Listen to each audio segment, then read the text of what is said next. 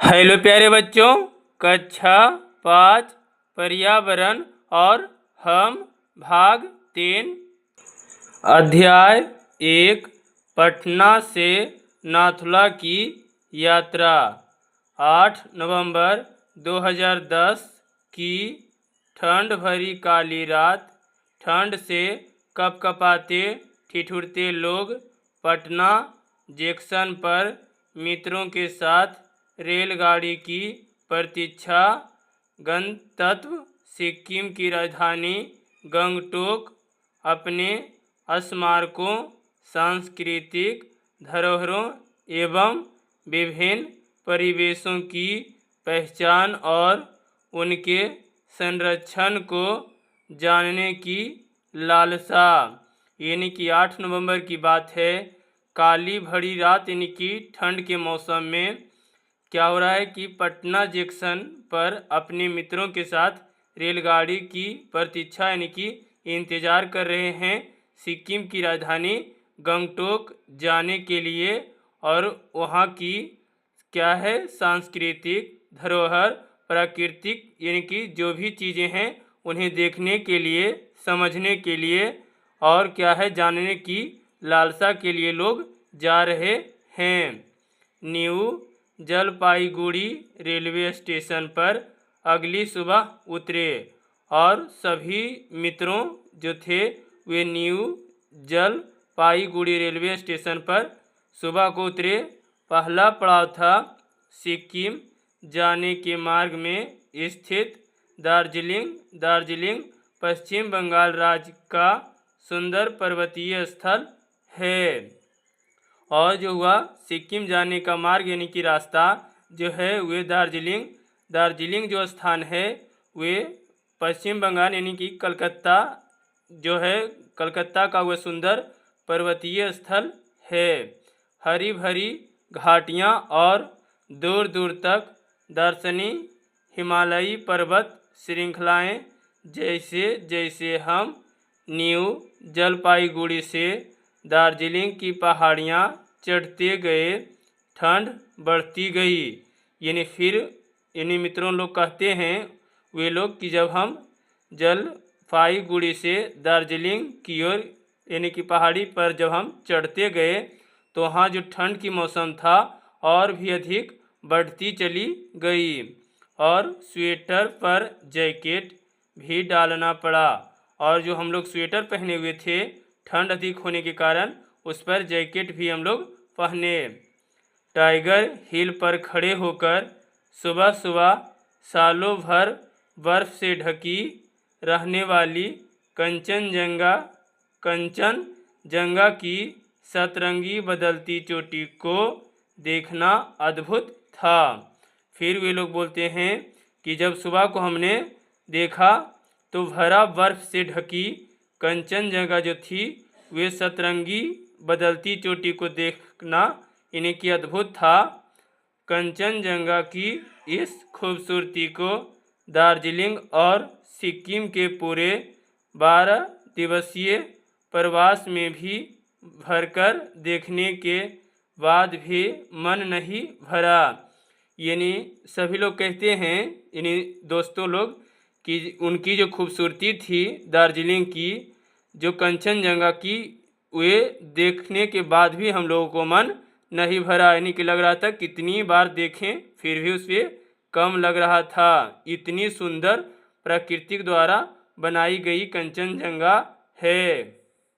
ये एक छोटे से दृश्य कंचनजंगा का है जो कि पूरी तरह से बर्फ से ढकी हुई है। उसके अगल बगल पेड़ पौधे, हरी भरी प्राकृतिक सुंदरता दर्शाई गई है। आगे है, बताइए किन दो राजधानियों की बात लेख में की गई है। तो उत्तर हमने लिखेंगे कि लेख में बिहार की राजधानी पटना और सिक्किम की राजधानी गंगटोक की बात की गई है। अगला है, सुबह के समय बर्फ से ढकी कंचनजंगा की चोटी कैसी दिखती है।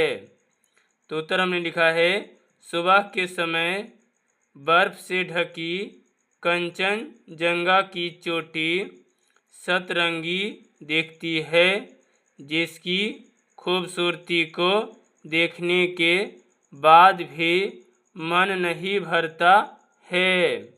अगला है, कंचनजंगा की चोटी पर बर्फ क्यों जमी रहती है?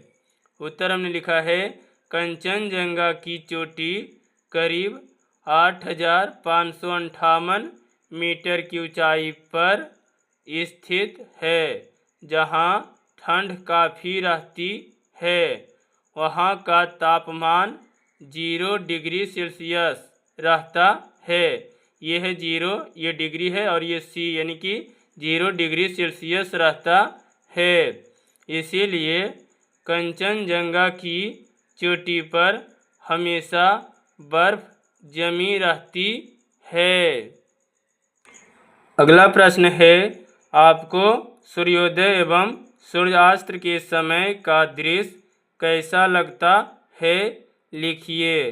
तो हमने लिखा है उत्तर में, मुझे सूर्योदय और सूर्यास्त के समय ज़्यादा अच्छा लगता है, क्योंकि इस समय आसपास की सभी चीज़ें खूबसूरत और स्वच्छ यानी कि साफ दिखती है।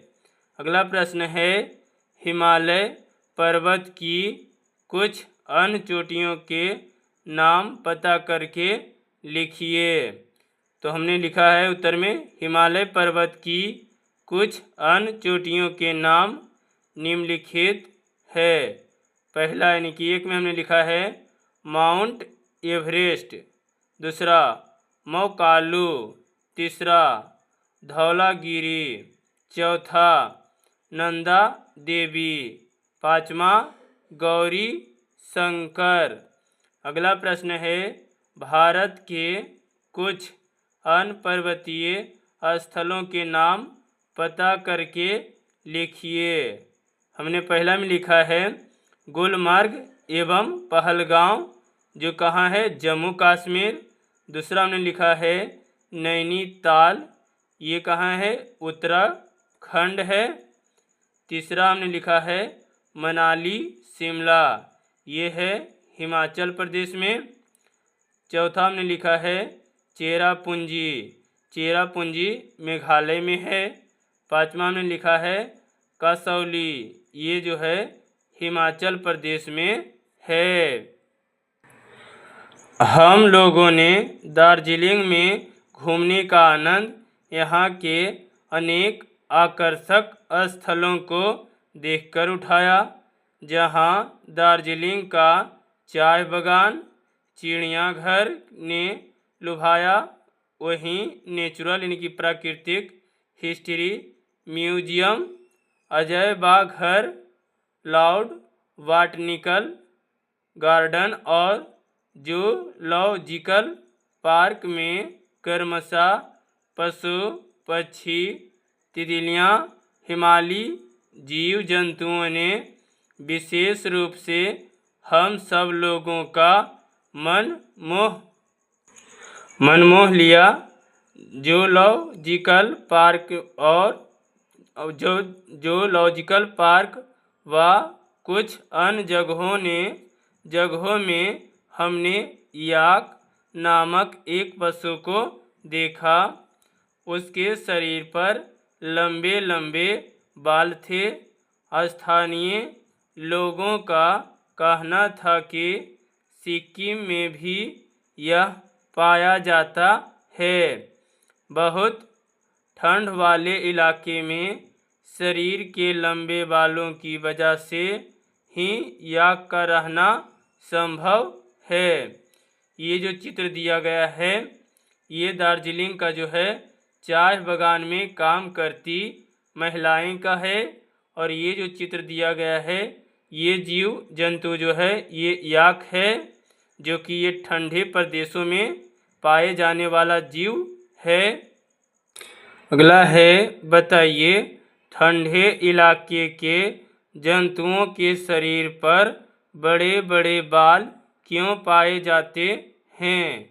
उत्तर हमने लिखा है ठंडे इलाके के जंतुओं के शरीर पर बड़े बड़े बाल इसलिए पाए जाते हैं क्योंकि बड़े बाल उनके शरीर को गर्म रखते हैं, जिससे वे ठंडे इलाके को अत्यधिक ठंड को सह पाते हैं।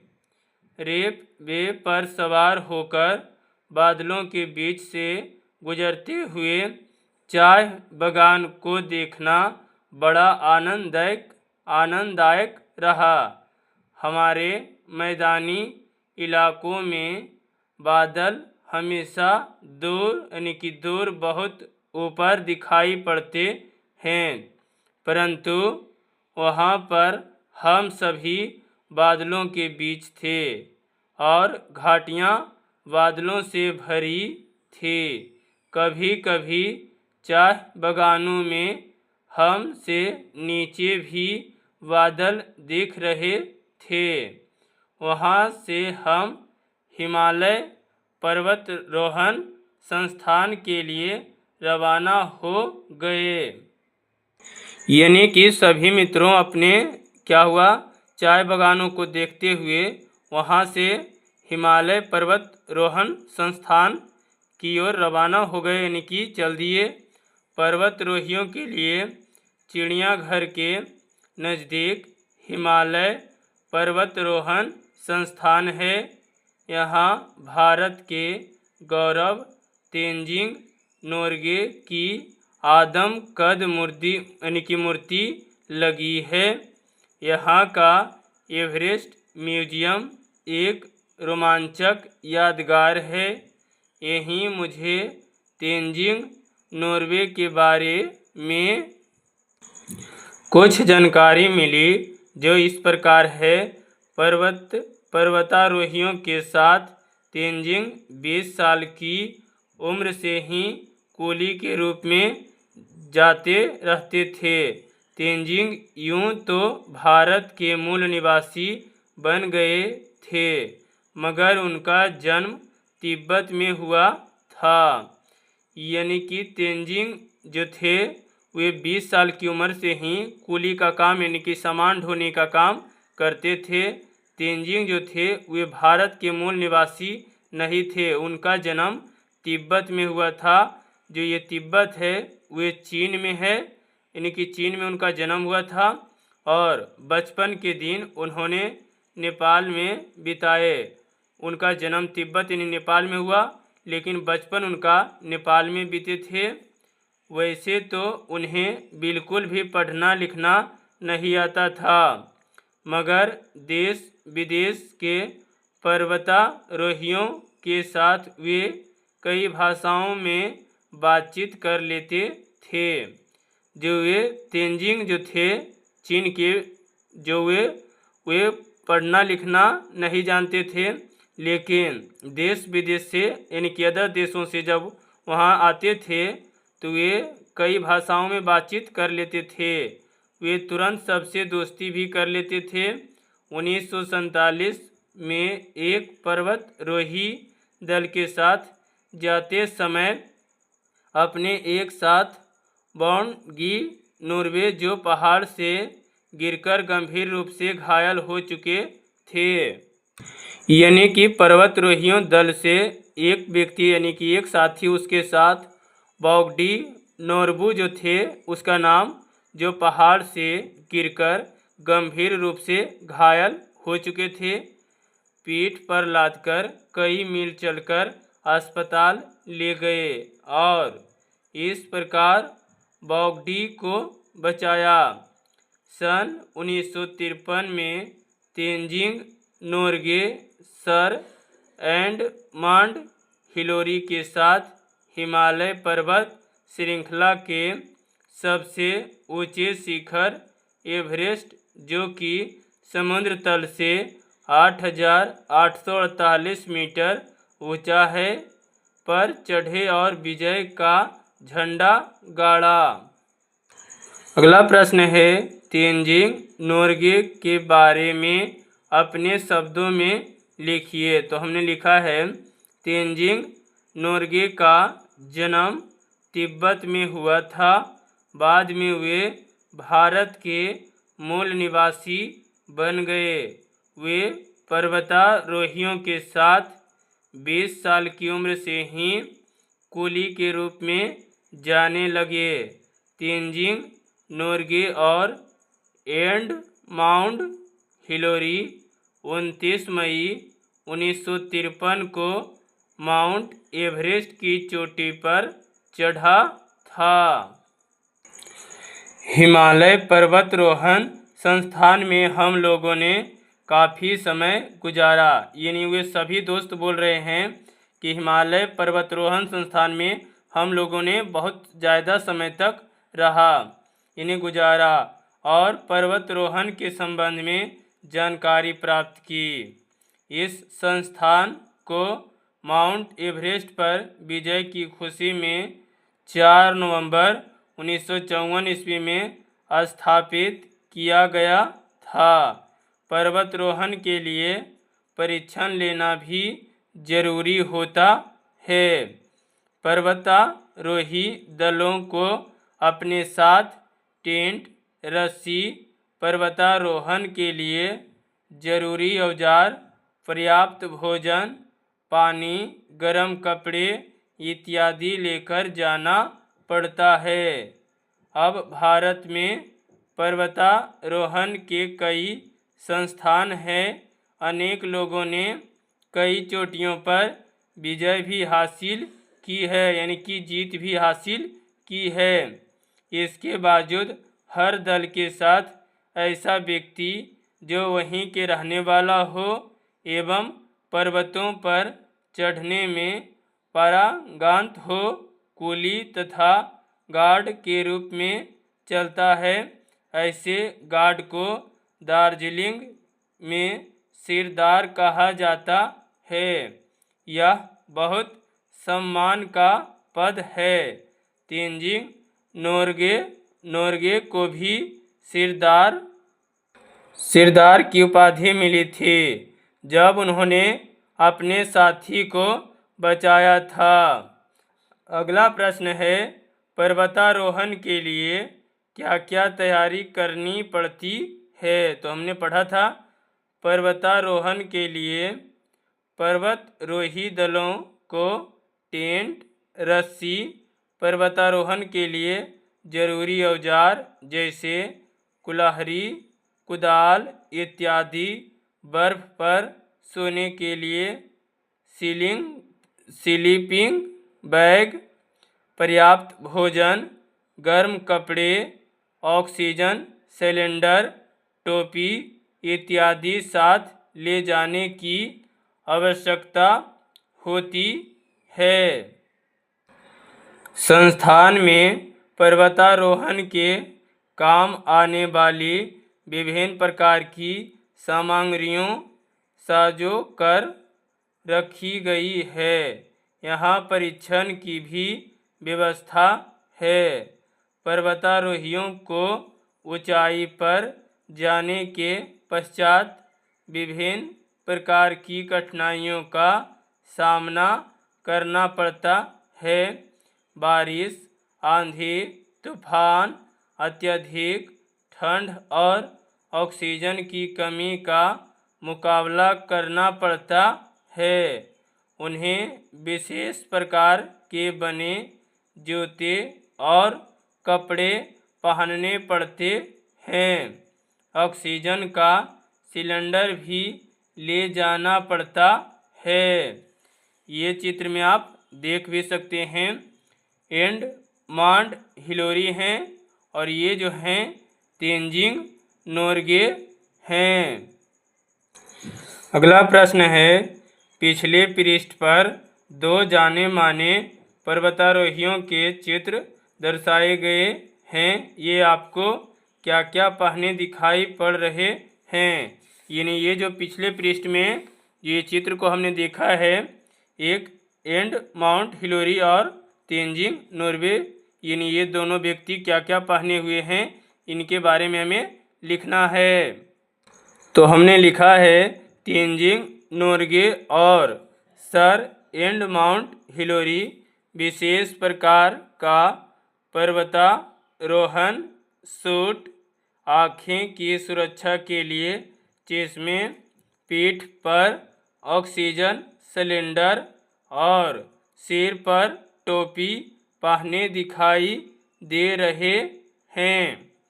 अगला प्रश्न है, उन्हें ऐसे कपड़ों की ज़रूरत क्यों पड़ती है? उत्तर हमने लिखा है, पर्वतारोहियों को ऊंचाई पर जाने के बाद अत्यधिक ठंड, बारिश, तेज हवा आदि का सामना करना पड़ता है, इसलिए उन्हें ऐसे कपड़ों की ज़रूरत होती है। संस्थान के सदस्यों ने बताया कि सिर की सुरक्षा के लिए सर्दी, गर्मी व बरसात में अलग अलग किस्म की टोपियाँ पहनी जाती है। आँख के लिए चश्मा और हाथों के लिए दस्ताने भी आवश्यक है। यहाँ हम लोगों ने बर्फ़ के बीच सोने के लिए विशेष प्रकार का स्लीपिंग बैग भी देखा। इसके पश्चात यानी बाद हम लोग परीक्षण देखने गए। वहाँ पर पर्वतारोहियों को अपनी पीठ पर सामान लादकर बर्फ़ की पहाड़ियों पर चढ़ने और सीधी ढलान पर उतरने का अभ्यास कराया जा रहा था। रस्सी, कुल्हाड़ी, कुदाल के सहारे चढ़ाई करवाई जा रही थी। सभी मज़े लेकर परीक्षण प्राप्त कर रहे थे। हाल फिलहाल ही बिहार की पर्वतारोही श्रीमती निरुपमा पांडे ने माउंट एवरेस्ट की चोटी पर विजय प्राप्त की। अगला प्रश्न है कि पर्वतारोहियों को चढ़ने के लिए किन किन सामानों की आवश्यकता होती है, उसकी एक सूची बनाइए। तो हमने बनाया है, एक में लिखा है विशेष प्रकार का सूट, 2 में हमने लिखा है टोपी, 3 चश्मे, 4 में दस्ताने, 5 में स्लीपिंग बैग, 6 में रस्सी, 7 में टेंट, 8 में विशेष औजार जैसे कुल्हाड़ी, कुदाल, 9 में ऑक्सीजन सिलेंडर और 10 में नक्शा। अगला प्रश्न है, पर्वतारोहण का परीक्षण लेते समय लोग क्या क्या कर रहे थे? उत्तर के रूप में हमने लिखा है, पर्वतारोहण का परीक्षण लेते समय लोग अपनी पीठ पर सामान लादकर रस्सी, कुल्हाड़ी एवं कुदाल के सहारे बर्फ की पहाड़ियों पर चढ़ने और सीधी ढलान पर उतरने का अभ्यास कर रहे थे। दार्जिलिंग की यात्रा के पश्चात यानी जब दार्जिलिंग की यात्रा के बाद हमने अपने यानी कि सभी मित्र बोल रहे हैं कि हमने अपने अगले पड़ाव गंगटोक के लिए प्रस्थान किया। यानी अगले जाने के लिए हम लोग ने गंगटोक की प्रस्थान किया।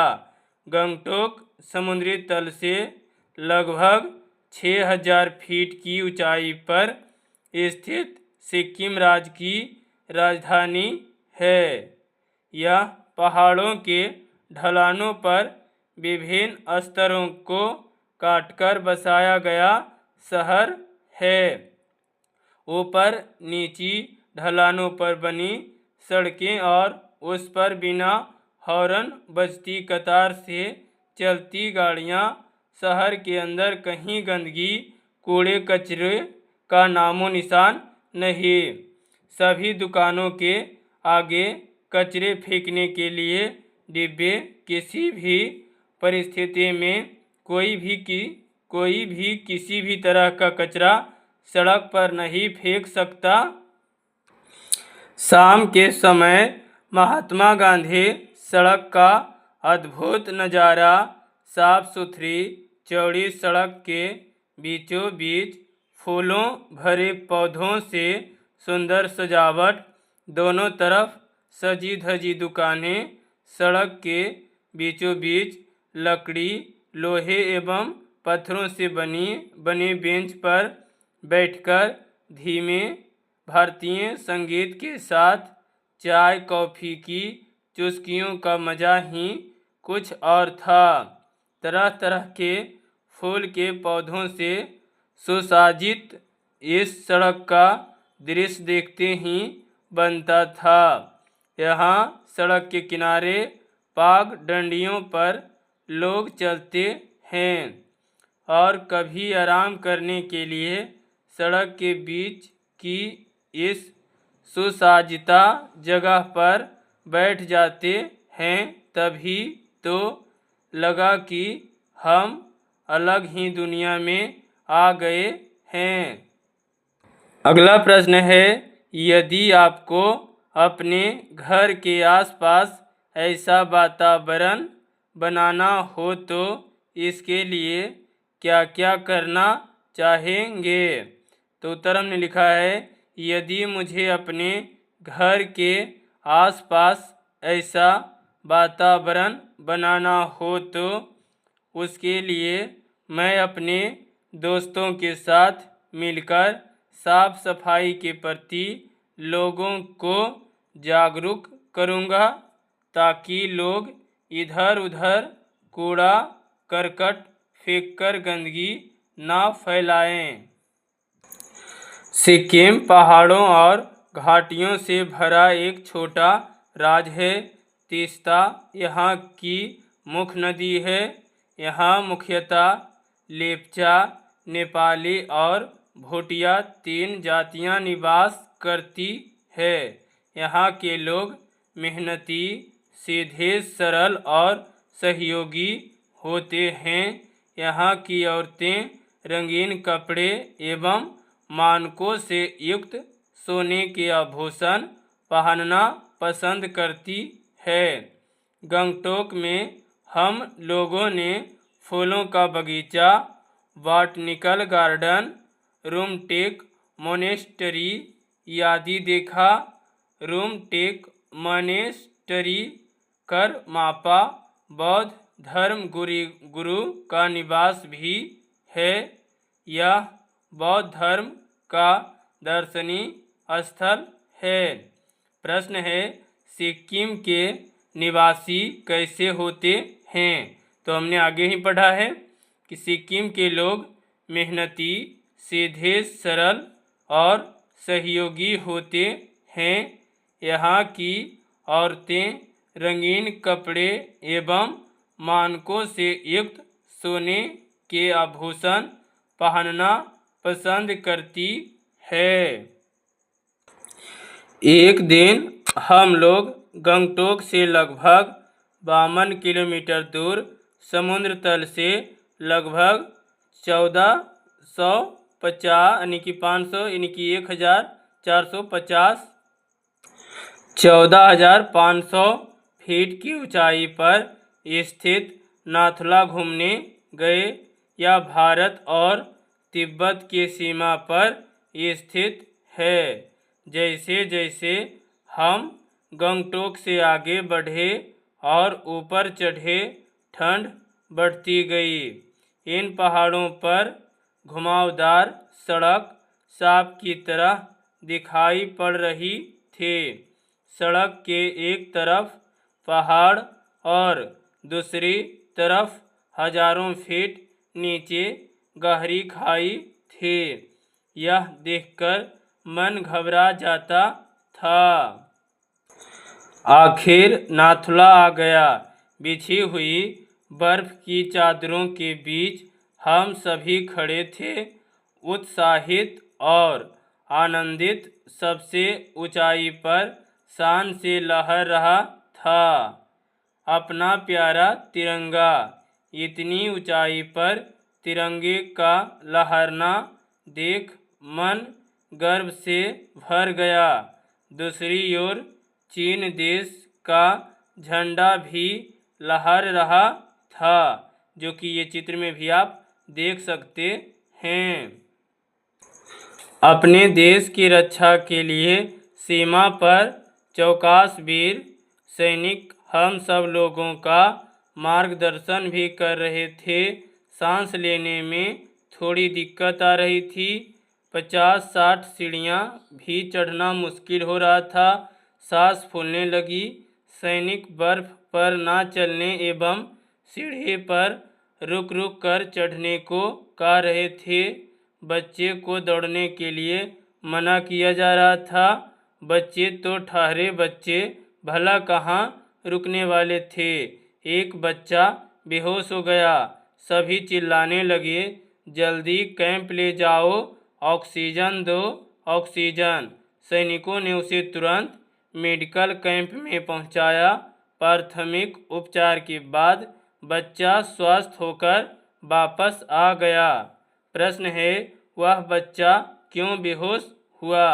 उत्तर हमने लिखा है, वह बच्चा मना किए जाने के बाद भी लगातार दौड़ रहा था, जिसके कारण उसके शरीर में ऑक्सीजन की कमी हो गई और वह बेहोश हो गया। नाथुला का रास्ता प्राचीन काल में सिल्क मार्ग के नाम से जाना जाता था। चीन के यात्री इसी कठिन मार्ग से चलकर विक्रमशिला, पाटलिपुत्र, नालंदा और बोधगया तक आते थे। हमने यहाँ लगभग 1 घंटा बिताया। ऊंचे पर्वतीय स्थल, अपने प्राकृतिक संदर्भ, स्वच्छ वातावरण और शांत माहौल से सभी को अपनी ओर आकर्षित करते रहेंगे। ऐसी भावना के साथ हम सभी लोगों ने वापसी की यात्रा शुरू की। अगला प्रश्न में है, पता कीजिए और लिखिए, भारतीय सीमा पर सैनिकों ने तिरंगा क्यों फहराया होगा? उत्तर हमने लिखा है, भारतीय सीमा पर तैनात सैनिकों ने तिरंगा फहराया था ताकि लहरते हुए तिरंगे को देखकर पता चल सके कि यह क्षेत्र भारत का है और बाहरी लोग यहाँ बिना अनुमति के ना आए।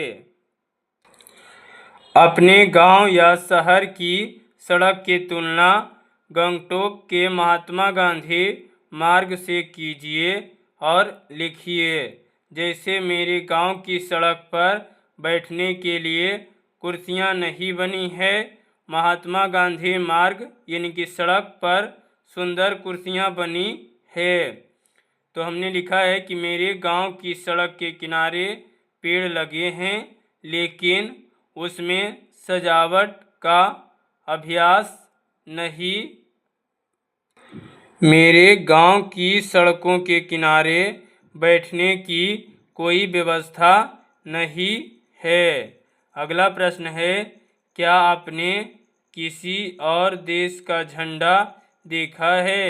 यदि हाँ तो किस देश का नाम लिखिए और झंडे का चित्र अपनी कॉपी में बनाइए।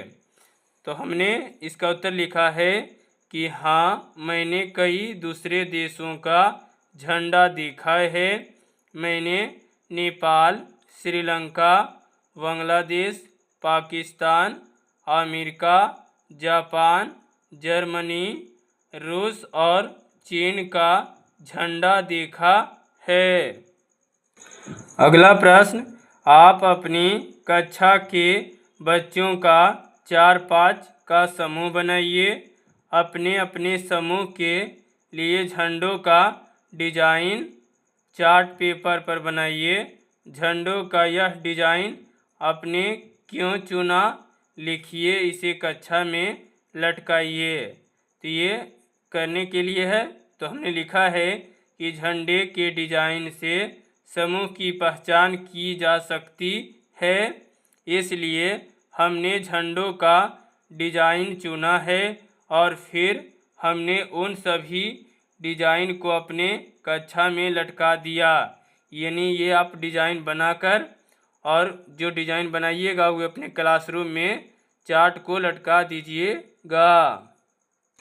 अगला प्रश्न है, आपने कभी भी यात्रा की हो या यात्रा के बारे में पढ़ा हो तो उसके बारे में लिखिए। तो हमने पढ़ा है कि हाँ, मैंने गंगटोक से 75 किलोमीटर दूर लगभग 14,500 फीट की ऊंचाई पर स्थित नाथुला की है।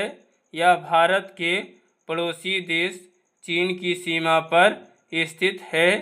ये दोनों प्रश्न का उत्तर सभी बच्चों का अलग अलग भी हो सकता है, क्योंकि आपने यात्रा अगर पटना का किया होगा तो पटना का लिखिएगा, आपने राजगीर का किया राजगीर का लिखिएगा, या अदर कोई दूसरा राज्य में किए हैं तो ये अपने यात्रा के बारे में लिख सकते हैं। ये चैप्टर समाप्त हो गया है प्यारे बच्चों।